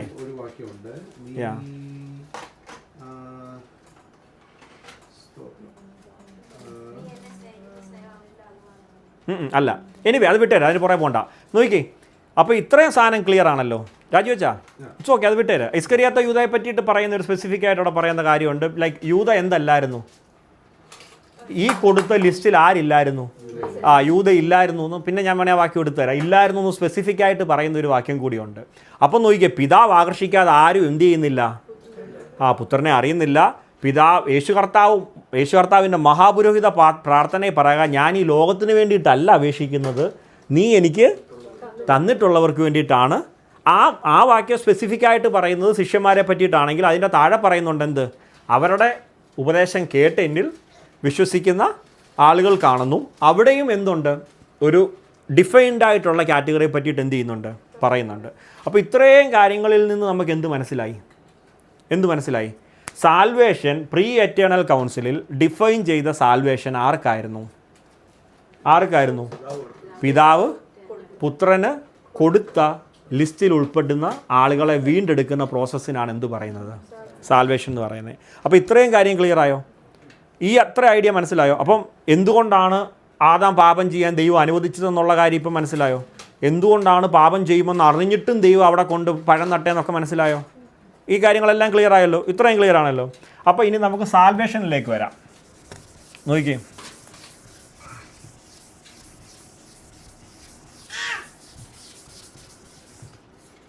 ഓക്കെ. അപ്പം സാൽവേഷൻ നമുക്ക് എല്ലാവർക്കും അറിയാം അല്ലേ? സാൽവേഷൻ എന്താണ്? ഞാൻ ഈ മൊത്തം എഴുതിയാൽ മഹാവൃത്തിയുടെ ആയതുകൊണ്ടാണ് ചെറുതായിട്ട് എഴുതുന്നത് കേട്ടോ. സാൽവേഷൻ അറിയാമല്ലേ? സാൽവേഷനകത്ത് എന്തുണ്ട്? 3 കാര്യങ്ങൾ ചേരുന്നതാണ് എന്ത്?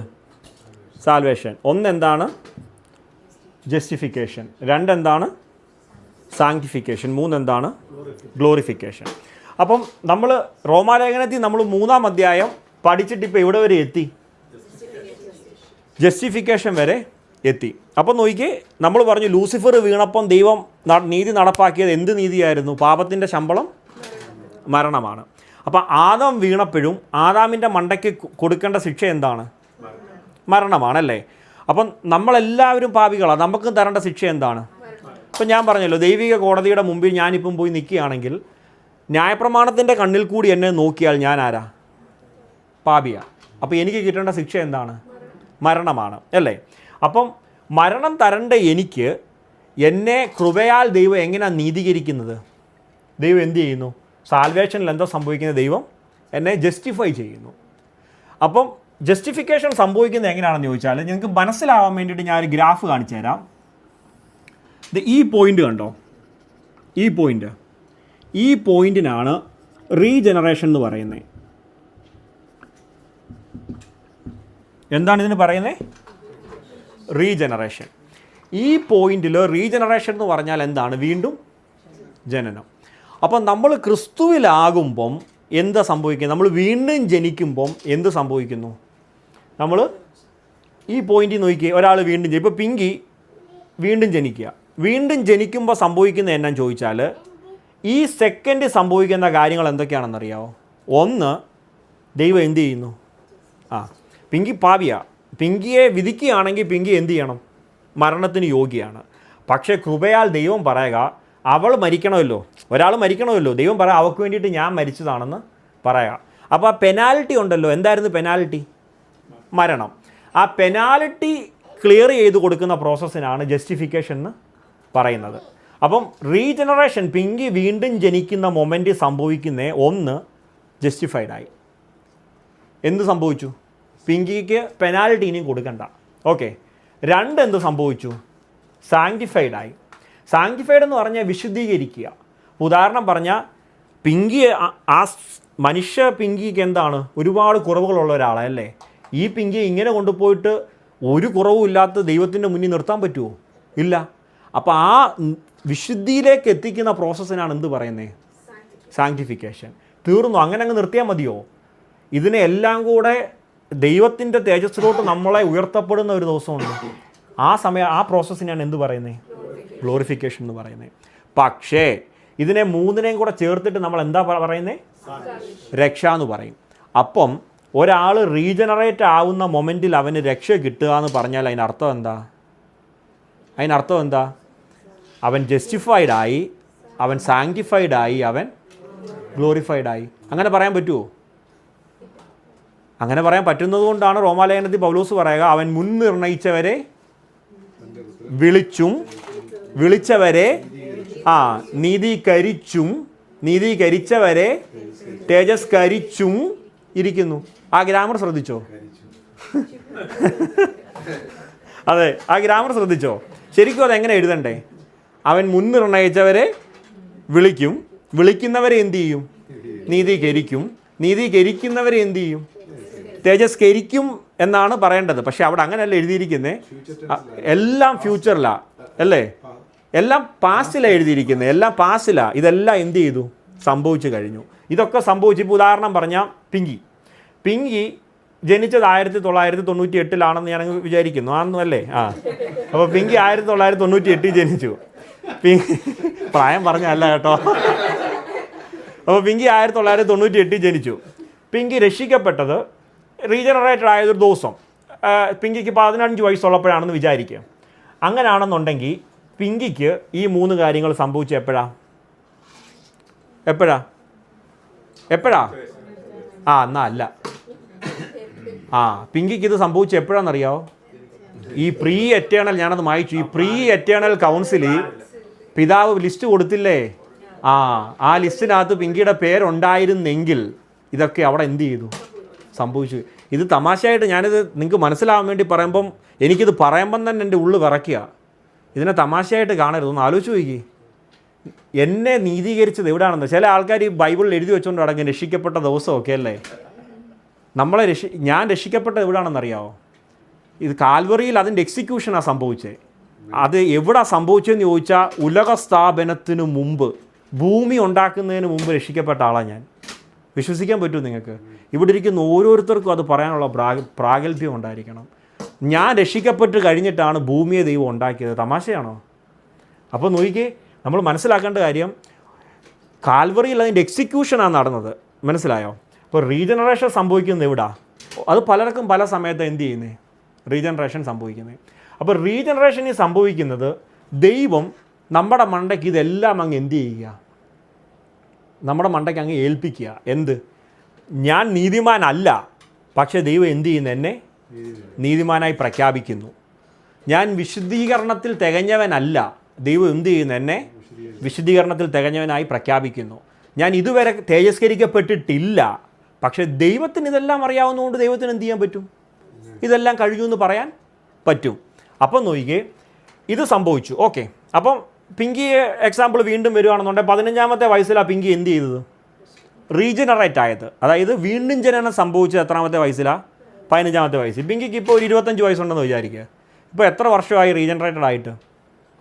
10 വർഷം. ഇപ്പം വിശുദ്ധീകരിച്ചു എന്ന് നമ്മൾ പറയുകയാണെങ്കിൽ ഈ 10 വർഷത്തിൽ പിങ്കി ഒരു പാപം ചെയ്തിട്ടില്ലേ? ഒരു പാപം ചെയ്യാതെ അന്ന് തൊട്ട് ഇന്ന് വരെയും ദൈവം ഡിമാൻഡ് ചെയ്യുന്ന വിശുദ്ധിയിലാണോ പിങ്കി ജീവിക്കുന്നത്? അതെയാ?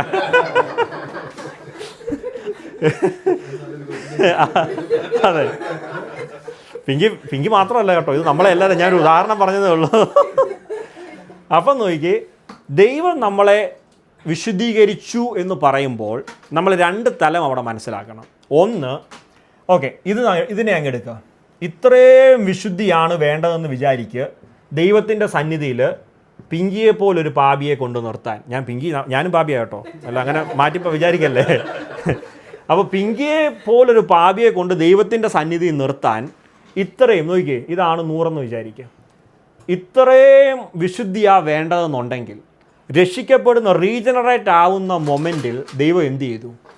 പിങ്കിയുടെ മണ്ടയ്ക്ക് ഇത്രയും വിശുദ്ധിയും കൂടെ ദൈവം എന്ത് ചെയ്തു? എടുത്ത് വെച്ചു. ഇതിനെ പറയുന്ന പേരാണ് എന്ത്? പൊസിഷൻഡ്. ഇതിന് പറയുന്ന പേരാണ് എന്ത്? Positioned sanctification. മലയാളത്തിൽ അതിനെ പറഞ്ഞ സ്ഥായിയായ വിശുദ്ധീകരണം. മനസ്സിലായോ? അപ്പോൾ പിങ്കി രക്ഷിക്കപ്പെട്ട ദിവസം ക്രൂശിൽ പിങ്കിക്ക് വേണ്ടി ഇതെല്ലാം നേടിയ കർത്താവ് എന്ത് ചെയ്തു? പിങ്കിയുടെ മണ്ടയ്ക്ക് ഇത്രയും വിശുദ്ധി അങ്ങ് എടുത്തു വെച്ചു. നീതീകരണം ഓൾറെഡി എന്ത് ചെയ്തു? സംഭവിച്ചു. പിങ്കി മരിക്കേണ്ടതായിരുന്നു. കർത്താവ് പറഞ്ഞ് ഞാൻ ഏറ്റെടുത്തത്, അവക്കിനി എന്ത് ചെയ്യേണ്ട? ശിക്ഷ കൊടുക്കേണ്ട, ആ ശിക്ഷ ഞാൻ ഏറ്റെടുത്തു. അപ്പം ചോദിച്ചു, അടുത്ത് എന്ത്? വിശുദ്ധി എവിടെ? ഇപ്പം ദൈവം പറഞ്ഞ് എന്ത്? അവിടെ വിശുദ്ധി ഞാൻ എന്ത് ചെയ്തു? ഏറ്റെടുത്തു. പക്ഷേ 25 വയസ്സുള്ള പിങ്കി റീജനറേറ്റഡ് ആയിട്ട് പാപം ചെയ്യാതിരിക്കുവാണോ? അല്ല. ആ പ്രോസസ്സിന് പറയുന്ന പേരാണ് എന്ത്? Progressive sanctification. മലയാളത്തിൽ അതിന് എന്നാ രാജേഷാ പറയുന്നത്? സ്ഥായിയായ വിശുദ്ധീകരണവും ആർജിതമായ വിശുദ്ധീകരണവും അല്ലേ? അപ്പോൾ നോക്കിക്കേ, പിങ്കി ഇങ്ങനെ റീജനറേറ്റഡ് ആവുമ്പോൾ ഡെഫിനറ്റ് ആയിട്ട് ഇത് വെറുതെ സംഭവിക്കുന്ന പ്രോസസ്സ് അല്ലല്ലോ. കാൽവറിയിൽ യേശു ചെയ്തതിനെ മനസ്സിലാക്കുകയും വിശ്വാസത്താലാണ് എന്ത് കിട്ടുന്നത്, രക്ഷിക്കപ്പെടുന്നത്. അപ്പോൾ അത്രയും വിശ്വാസത്തിൽ രക്ഷിക്കപ്പെടുമ്പോൾ ആ പ്രോസസ്സ് തമാശയല്ല. അപ്പോൾ പിങ്കി മാറുകയാണ്, പിങ്കിയുടെ ഉള്ളിൽ എന്ത് ചെയ്യുകയാണ്, മാറ്റം ഉണ്ടാവുക. അപ്പോൾ പിങ്കിക്ക് ഇവിടം തൊട്ട് എന്താ മാറ്റം ഉണ്ടാകുക. പിങ്കി ഇങ്ങനെ വന്നു ഇവിടെ വന്നു. പിറ്റേ ദിവസം പിങ്കി എന്ത് ചെയ്തു, പാപം ചെയ്തു, താഴെ പോയി. പിറ്റേ ദിവസം പിങ്കിക്ക് മനസ്സിലായി, അയ്യോ ഞാൻ രക്ഷിക്കപ്പെട്ട ദൈവ പൈതല, ഞാൻ എന്ത് ചെയ്യാൻ പറ്റത്തില്ല, ഇങ്ങനെ തുടരാൻ പറ്റത്തില്ല. പിങ്കി വീണ്ടും പൊങ്ങി ഇവിടെ വന്നു, വീണ്ടും താഴെ പോയി, വീണ്ടും പൊങ്ങി താന്നു, ഇങ്ങനെ പൊക്കോണ്ടിരിക്കുക. ഇങ്ങനെ പൊക്കോണ്ടിരിക്കുമ്പോൾ രണ്ട് കാര്യത്തിൽ ഇതിൻ്റെ ഇടയ്ക്ക് സംഭവിക്കാം. എന്തൊക്കെയാണ് രണ്ട് കാര്യം? ഒന്നെങ്കിൽ ഈ പ്രോസസ്സിലുള്ള ആൾ എന്ത് ചെയ്യാം, മരിക്കാം. അങ്ങനെ മരിച്ചാൽ ആ മൊമെൻറ്റിൽ അവിടെ ഇത് സ്റ്റോപ്പ് ആവുകയും ഈ പൊസിഷൻ്റെ സാങ്ക്ടിഫിക്കേഷൻ നമ്മുടെ മണ്ടയ്ക്ക് ഇമ്പ്യൂട്ട് ചെയ്യുകയും ചെയ്യുന്നു. അല്ലെങ്കിൽ ഇതിൻ്റെ ഇടയ്ക്ക് എന്ത് സംഭവിക്കാം, കർത്താവ് വരാം. കർത്താവ് വന്നാലും ഈ പരിപാടി ഇവിടെ സ്റ്റോപ്പ് ആവുകയും, ബേസിക്കലി ഇതല്ല ദൈവം നോക്കുന്നത് ഇങ്ങോട്ടല്ല, ദൈവം നോക്കുന്നത് ഇങ്ങോട്ടാണ്. കാര്യം എന്താണെന്നറിയാമോ? മനുഷ്യന് ഒരിക്കലും ഇതിനെ അച്ചീവ് ചെയ്യാൻ പറ്റത്തില്ല. നമ്മൾ ഒരു കാര്യം മാത്രം ശ്രദ്ധിച്ചാൽ മതി. If you are truly regenerated, ഈ ഗ്രാഫ് എപ്പോഴും മേപ്പോട്ടേ പോകത്തുള്ളൂ. ഒരിക്കലും ഇതിൻ്റെ അറ്റത്തൊന്നും ഒരു കാലത്തും എത്തത്തില്ല. അതിന് നമ്മൾ ഇനി 10,000 വർഷം ജീവിച്ചാലും ഇതിൻ്റെ 7 അയലത്ത് ഈ സാധനം എത്തത്തില്ല. പക്ഷേ always if you are truly regenerated, ഈ ഗ്രാഫ് എന്ത് ചെയ്യും, മേപ്പോട്ട് പോകും. അതിനർത്ഥം ഇത് താഴോട്ട് പോകത്തില്ലെന്നല്ല, ഇറ്റ് ഓൾവേസ് കീപ്സ്, ഇത് താഴോട്ട് പൊക്കോണ്ടേയിരിക്കും. പക്ഷേ ഇതെന്ത് ചെയ്യും, താഴെ പോയാലും മേപ്പോട്ട് പോകും, താഴെ പോയാലും മേപ്പോട്ട് പോകും. ബിക്കോസ് നമുക്കൊന്നറിയാം, ഞാൻ എന്ത് ചെയ്ത ആളാണ്, ഞാൻ റീജനറേറ്റഡ് ആണ് എന്ന ബോധമുള്ളവരെപ്പോഴും എന്ത് ചെയ്യും. അതിനർത്ഥം താഴോട്ട് പോകത്തില്ലെന്നല്ല. They will be always, Christian ലൈഫിൽ എന്തുണ്ട്, അപ്സ് ആൻഡ് ഡൗൺസ് ഉണ്ട്. പക്ഷേ ഇതല്ല ദൈവം വാല്യൂ ചെയ്യുന്നത്. ദൈവം വാല്യൂ ചെയ്യുന്നത് ഇതാ. മനസ്സിലായോ? ഇങ്ങനെ പൊക്കോണ്ടിരുന്ന ഒരു ദിവസം ഞാൻ മരിക്കുകയാണെങ്കിലോ ദൈവം വരികയാണെങ്കിലോ എന്ത് സംഭവിക്കും? ഗ്ലോറിഫിക്കേഷൻ സംഭവിക്കും. ഇതിനെയാണ് എന്ത് പറയുന്നത്, സാൽവേഷൻ എന്ന് പറയുന്നത്. ഞാൻ ഈ വരച്ചൊക്കെ കാണി, അതെ, അതിവിടെയാണ് വ്യാപരിപ്പിക്കുന്നത്. നമ്മളത് വരും, അതിലോട്ട് അതെ, അതിലോട്ട് നമ്മൾ വരും. ഇതിനെയാണ് എന്ത് പറയുന്നത്, സാൽവേഷൻ എന്ന് പറയുന്നത്. നിങ്ങൾക്ക് എന്തെങ്കിലും ഡൗട്ടുണ്ടോ? ഒന്നുകൂടെ ഒന്ന് ചിന്തിച്ചു നോക്കിക്കേ.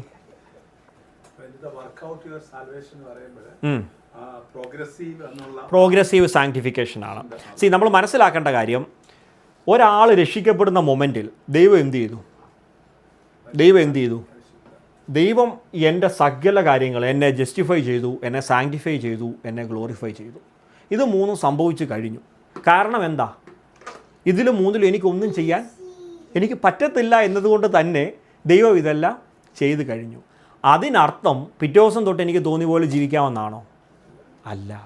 ബിക്കോസ് ഞാൻ റീജനറേറ്റഡ് ആയതുകൊണ്ട്, ഈ വാക്കിനെ നിങ്ങൾ സ്പ്ലിറ്റ് ചെയ്ത് നോക്കിയാൽ എഗെയിൻ ഞാൻ എന്ത് ചെയ്തു? ഒരിക്കൽ പിങ്കിക്ക് 1 വയസ്സുള്ളപ്പോൾ അല്ലെങ്കിൽ 0 വയസ്സുള്ളപ്പോൾ പിങ്കി 1 ജനറേറ്റ് ആയതാ. മനസ്സിലായോ? നമ്മളെല്ലാവരും ഒരിക്കൽ അമ്മയുടെ വയറ്റിൽ നിന്ന് ജനിച്ചവരാ. പക്ഷേ നമ്മൾ ഒന്നുകൂടെ ജനിക്കുമ്പം ആ ജനനം ശരിക്കും ജനിക്കുന്ന ആളാണെന്നുണ്ടെങ്കിൽ ആ ജനനം ക്രിസ്തുവിൽ ജനിക്കുന്നത് കൊണ്ട് തന്നെ നിങ്ങൾ പാപത്തിൽ മരിക്കുകയും, തനോയ് കഴിഞ്ഞ ആഴ്ച ചോദിച്ചില്ലേ ഒരാൾ മരിക്കുന്നത് എങ്ങനെയാണ് മറ്റേ ആൾക്ക് ഇമ്പ്യൂട്ട് ചെയ്യുന്നത്. ശരിക്കും നമ്മൾ മനസ്സിലാക്കേണ്ട കാര്യം, അത് ദൈവം യേശു മരിക്കുന്നത് മാത്രമല്ല എൻ്റെ മണ്ടയ്ക്ക്, ഞാൻ മരിക്കുക. മനസ്സിലായോ? ക്രൂശിൽ യേശു മരിച്ചപ്പോൾ ആര് മരിച്ചു? ഞാനും മരിച്ചു. യേശു എന്നെ എന്ത് ചെയ്തു? ഉയർത്തപ്പോൾ യേശു എന്നെയും കൂടെ ഉയർപ്പിച്ചു. പക്ഷേ ഫിസിക്കലി ഞാൻ അതിനോട് എന്ത് ചെയ്തില്ല, ഞാൻ ചേർന്നില്ല. പക്ഷേ ആദാം ഫിസിക്കലി ചെയ്ത പാപത്തിൽ എന്ത് ചെയ്തില്ലായിരുന്നു? എനിക്ക് റോളില്ലായിരുന്നു. പക്ഷേ ദൈവം അത് എൻ്റെ മണ്ടയ്ക്ക് കണക്കിട്ടതുപോലെ നീതിമാനായ ദൈവം ഫിസിക്കലി ഞാൻ ചേരാത്ത ക്രൂശീകരണത്തിൽ എൻ്റെ ക്രൂശീകരണവുമായി എന്ത് ചെയ്തു? ക്രിസ്തുവിൻ്റെ ക്രൂശിൽ എൻ്റെ ക്രൂശീകരണവും കണക്കിട്ടു. അതുകൊണ്ടാണ് എന്ത് പറ്റിയത്? ക്രിസ്തു ഉയർത്തപ്പോൾ എനിക്കും എന്ത് ചെയ്യാൻ പറ്റിയത്? ഉയർക്കാൻ പറ്റിയത്.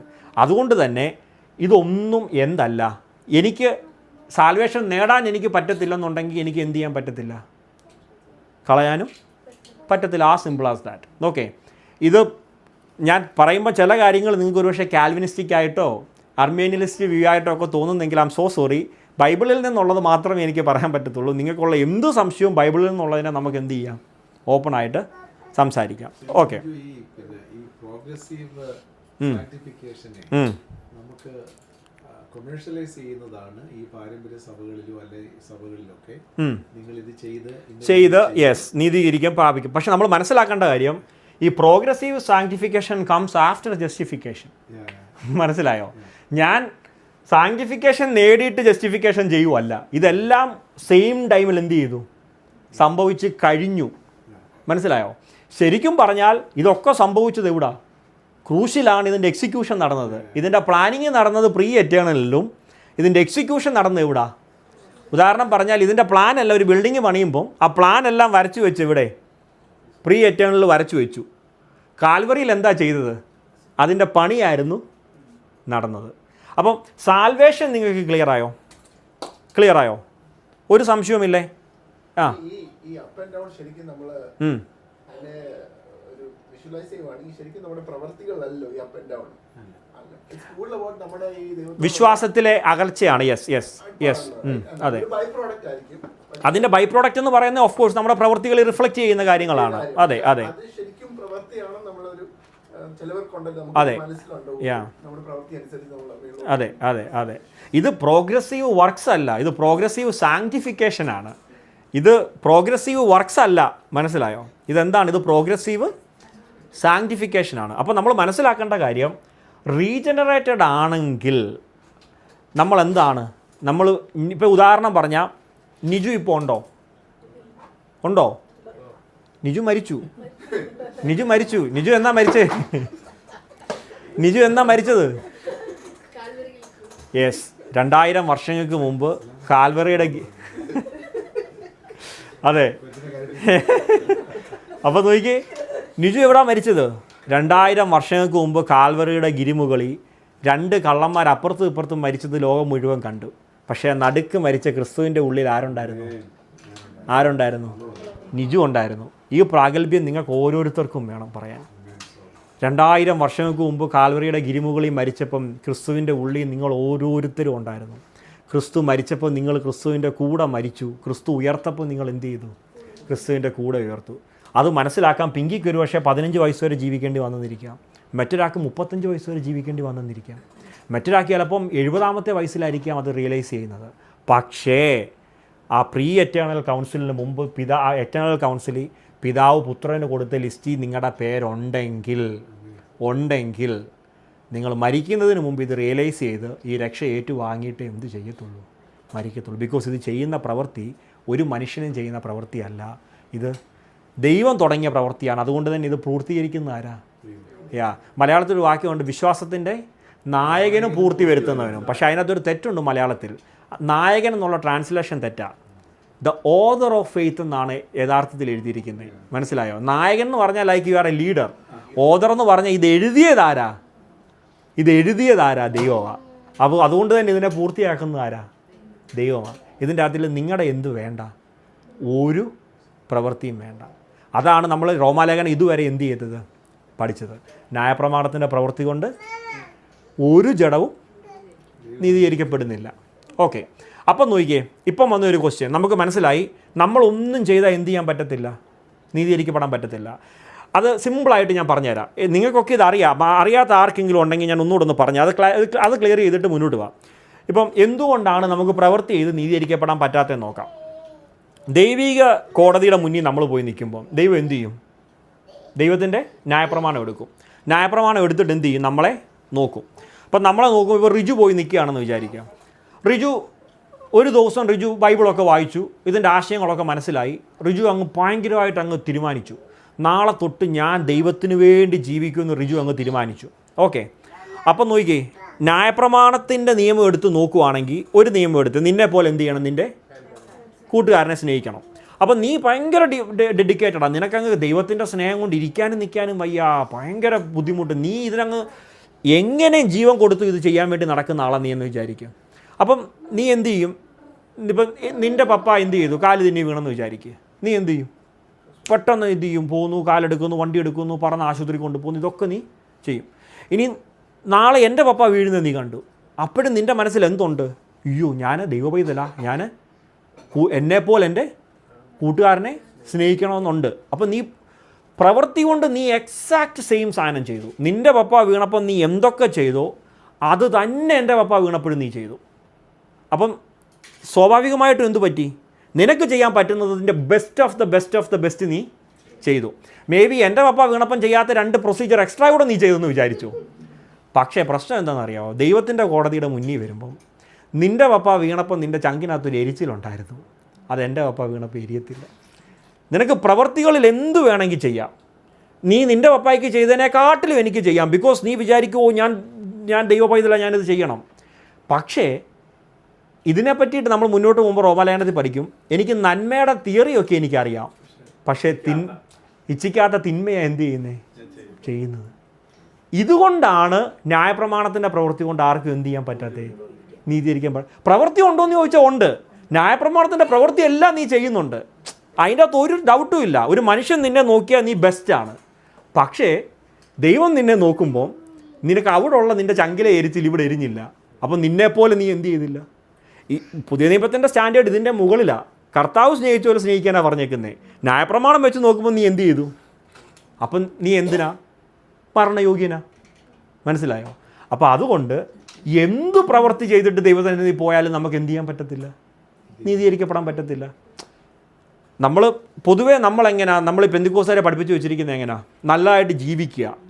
അപ്പം നമ്മളെങ്ങനെ കള്ളു കുടിക്കുക ഇരിക്കുക, സിഗരറ്റ് വലിക്കുക ഇരിക്കുക, മോശം ജീവിതം കഴിക്കുക ഇരിക്കുക, എപ്പോഴും ബൈബിൾ വായിക്കുക, വോട്ടെവർ എന്തൊക്കെ ചെയ്താലും ഈ ഒരു ഉദാഹരണത്തിൽ തന്നെ കണ്ടോ, നിനക്കറിയാം, നിനക്ക് ബൈബിൾ മൊത്തം അറിയാം, ഇത് ചെയ്യണമെന്നും അറിയാം. പക്ഷേ ദൈവിക കോടതിയുടെ കണ്ണിൽ നിന്നെ നോക്കുമ്പോൾ നീ പാപിയാണ്. അത് കാരണം നിൻ്റെ മാത്രം പ്രശ്നമല്ല. പൗലോസ് അതിനെ പറയുന്നത്, ഞാൻ പാപം വസിക്കുന്ന ജഡത്തിലാണ് ഞാൻ ഇരിക്കുന്നത്. കാരണം ആ എരിച്ചിലുണ്ടാക്കുന്നത് നിൻ്റെ ചിന്തയല്ല, നിൻ്റെ ബയോളജിക്കലി നിൻ്റെ ബ്രെയിൻ എന്ത് ചെയ്യണം? നിൻ്റെ പപ്പ വീഴുമ്പം നിൻ്റെ ബ്രെയിൻ പ്രൊഡ്യൂസ് ചെയ്യുന്ന ചില എൻസൈംസ് ഉണ്ടല്ലോ, ഹോർമോൺസ് ഉണ്ടല്ലോ, വോട്ടെവർ, അത് എൻ്റെ പപ്പ വീഴുമ്പം നിൻ്റെ തല പ്രൊഡ്യൂസ് ചെയ്യുന്നില്ല, നിൻ്റെ ബയോളജിക്കൽ ബോഡി ചെയ്യുന്നില്ല. അപ്പം നിനക്ക് നിയമം അറിയാം, പക്ഷേ നീ ആയിരിക്കുന്ന ജഡം പാപം വസിക്കുന്ന ജഡമാണ്. അപ്പോൾ അതുകൊണ്ട് ഇവഞ്ച്വലി ഇത് മനസ്സിലാക്കുമ്പോഴാണ് പൗലോസ് പറയുന്നത്, അയ്യോ ഞാൻ അരിഷ്ട മനുഷ്യൻ, ഈ പാപം നിറഞ്ഞ ഇതിൽ നിന്ന് എന്നെ ആര് വിടുവിക്കും? ഇത് മനസ്സിലാക്കിയപ്പോഴാണ് ആര് പറയുന്നത്? യെശയ്യാവ് പറയുന്നത്, അയ്യോ ഞാൻ അശുദ്ധിയുള്ള അധരങ്ങളോട് കൂടിയ മനുഷ്യൻ. ഇത് മനസ്സിലാക്കിയ അയ്യോ എന്നല്ലാതെ നമ്മുടെ വായിന്ന് വേറെ ഒന്നും വരത്തില്ല. അയ്യോ ഞാനൊരു പാപിയാണേന്നും ക്രൂശിൻ്റെ മറയിൽ പോയിട്ട് നിൽക്കുമ്പം മറ്റേതുകൊണ്ട് എനിക്ക് നീതീകരിക്കപ്പെടാൻ പറ്റത്തില്ലെന്ന് മനസ്സിലായില്ലേ? പക്ഷേ അതുകൊണ്ട് ഇപ്പോൾ എന്താ? ദൈവം എന്നെ എന്ത് ചെയ്യുക? ഫ്രീ ആയിട്ട് എന്ത് ചെയ്യുക? നീതീകരിക്കുക. ഫ്രീ ആയിട്ട് ഒന്നും ചെയ്യേണ്ട. നിൻ്റെ വർക്ക്സ് നോക്കിയാൽ മോനെ നിന്നെ വെട്ടി തോട്ടി കളയണം, പക്ഷേ നീ പോരും, ഞാൻ ഫ്രീ ആയിട്ട് നിന്നെ നീതീകരിക്കുക. അതാണ് ഈ സംഭവം. അപ്പോൾ ഇത് ആർക്കാണ് ഇത് കൊടുക്കുന്നേ? നമ്മൾ പറഞ്ഞു, പ്രീ എറ്റേണൽ കൗൺസിൽ എന്ത് ചെയ്തു? ദൈവം ഒരു ലിസ്റ്റ് കൊടുത്തു. ആ ലിസ്റ്റിനെയാണ് ഇനിയും ഒരു വലിയ കോൺട്രവേഴ്ഷ്യൽ ടോപ്പിക്കിലോട്ട് നമ്മൾ കയറുകയാണ്. ആ ലിസ്റ്റിനെയാണ് നമ്മൾ പറയുന്നത് എലക്ഷൻ എന്ന് പറയുന്നത്. എന്ത് ലിസ്റ്റ് കൊടുത്തു എന്നുള്ളത് നമുക്ക് ക്ലിയറായി. നമ്മളൊരു 10 എത്ര വാക്യം വായിച്ചു? 5-6 വാക്യം വായിച്ചല്ലേ? ഇതെല്ലാം സാക്ഷാൽ യേശു കർത്താവ് പറഞ്ഞ വാക്യവുമാണ്. ലിസ്റ്റ് കൊടുത്തു എന്നുള്ളതിനകത്ത് ആർക്കും ഡൗട്ടില്ലല്ലോ, ഇല്ലേ? ഓക്കെ. ഇനി എന്തിൻ്റെ ബേസിലാണ് ആ ലിസ്റ്റിൽ പേര് വന്നത്? ലിസ്റ്റ് കൊടുത്തു. ഇപ്പോൾ ഉദാഹരണം പറഞ്ഞാൽ നോക്കിക്കേ, നമ്മളുണ്ട്, ഇപ്പോൾ അപ്പുറത്തെ വീട്ടിൽ 10 പേരുണ്ട്, അതിൻ്റെ അപ്പുറത്തെ വീട്ടിൽ 10 പേര് കാണും. ഈ ഇരിക്കുന്ന എല്ലാവരിലും ഈ 10 ഈ 40 പേര് എല്ലാവരും ദൈവം ഒരുപക്ഷെ എന്ത് ചെയ്തിട്ടില്ലായിരിക്കും? വിളിച്ചിട്ടില്ലായിരിക്കും. എന്തുകൊണ്ട് ദൈവം ചിലരെ വിളിച്ചു, എന്തുകൊണ്ട് ദൈവം ചിലരെ വിളിച്ചില്ല? അതാണ് നമ്മളിനി നോക്കാൻ പോകുന്നത്. ഇത് ഞാൻ വായിക്കുക, നിങ്ങൾക്ക് ഓക്കെ അല്ലേ? ഓക്കെ. ഇത്രയും പഠിപ്പിച്ചതിനകത്തിൽ എന്തെങ്കിലും സംശയമുണ്ടോ? പൊസിഷൻഡ്, സാങ്ക്ടിഫിക്കേഷൻ, പ്രോഗ്രസീവ് ഒക്കെ ഓക്കെ ആണോ? ആരും ഒന്നും മിണ്ടുന്നില്ലല്ലോ. ഓക്കെ ആണോ? ക്ലിയർ അല്ലേ? ഓക്കെ. ഇനി നമ്മൾ നോക്കുന്ന സാധനമാണ് എന്ത്? എലക്ഷൻ.